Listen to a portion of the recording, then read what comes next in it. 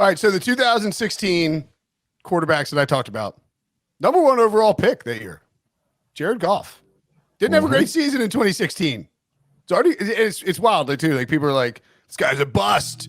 And he goes to the Super Bowl. And he's in the Star Wars game with Mahomes. He goes to the Super Bowl, and then he's a bust again. The life cycle of a quarterback, man, is just wild. Like people like it is the highest pressure job in all of sports, any sport. And Goff gets traded from the Rams to the Lions. Matthew Stafford goes to the Rams, wins a Super Bowl. So Jared Goff's this bridge guy they're just waiting to draft somebody and move along. And all of a sudden, yada yada yada. Seinfeld, OJ, did you yada yada 3 years? I did. Yeah, yada yada yada. Jared Goff's the best quarterback in the NFC right now, Brady. I mean, statistically, you can make that argument, I think, in the way he's played so far this year. And it's awesome to see. I mean, we talked about this, I think last night we were texting a little bit. 13-4 of the last 7 games, over 4,400 yards, 29 touchdowns, 4 interceptions, and 69% completion percentage. Nice. I mean, go find me who's played better in that span. And it's awesome to see for him. We tend to forget, like, he was the number 1 overall drafted quarterback. Like, no one, when he came into the NFL, was, like, questioning his ability to throw the football all around the field. I mean, the Rams traded a ton to go get him, right? Did they trade for the Titans? Yeah. Yeah. And he's a talented passer, and you're seeing that now, too, especially with the protection he's getting and the way Ben Johnson has been able to really cater towards his strengths. So I love it. I'm excited for him. I'm excited for the Lions fans and for the Lions themselves. Like, Dan Campbell's one of those coaches that's easy to root for because he's just genuine. Oh, yeah. He is who he is, and he coached those guys to play hard-nosed physical football, and it's good to have them having a lot of success so far.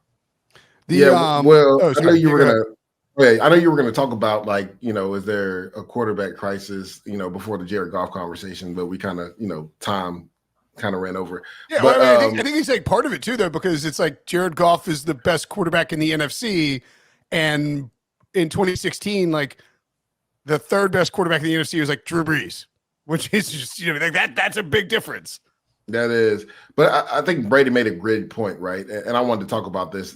It's the coordinators, right? That matters. Coaching matters. We always talk about this, Brady. I think Jared Goff, like you said, Will, when he went there, he was supposed to be more of a stopgap quarterback, right? But they had faith in Jared Goff. They empowered him. And Ben Johnson does a masterful job of spacing as far as letting Jared Goff see the whole field, right? That the way he calls the game on offense, he's one of the top guys in all of the NFL. So when people talk about is there a quarterback crisis, I honestly think there's a coordinator crisis, right? Because Brady, you can speak to this as a quarterback. Like a coordinator's job is to highlight what you do well and really focus in and hone on what you do well, and then also put you in positions to make plays, right?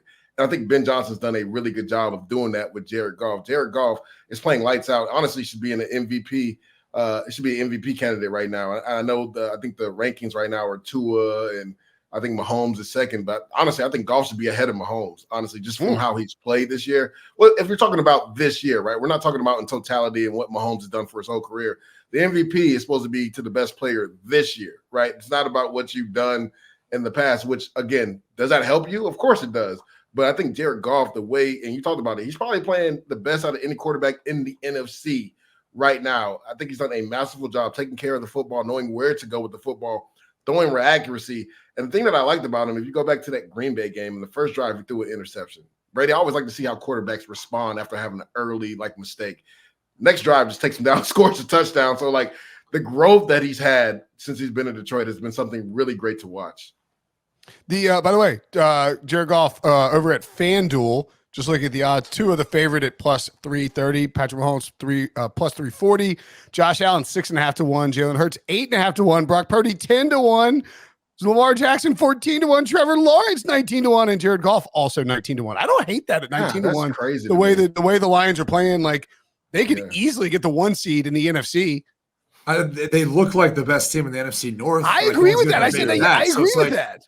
Yeah, it's like they could kind of skate through, and if you put the Lions in, and I've said this all week, but take this Lions team, take off their jerseys, put Cowboys jerseys on them, and they're the favorite to win the Super Bowl. Goff's 5 to 1 to win MVP because it's people just aren't willing. There's just some kind of you're waiting to see, you're waiting to see if the Detroit Lions. When's the other shoe going to drop on the Lions? It's it's just not dropping.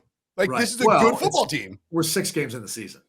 right? I think we can make definitive statements. Brady, about the you entire still like year your based on- Vikings? No, well, here's what I'll say with the Vikings. I'm not. I'm just saying they won their own divisional game they played, so that they can still be competitive without Correct. Justin Jefferson. Different story. So we'll see, because it doesn't sound like he's going to come back anytime soon. I would just say this though: 6 games into it, just be careful. We got 11 games early, left. yeah. There's a lot of teams at 500 that I'm like, I don't know, man. I can see them turning things on, getting hot here, and that we know how the NFL schedule is set up.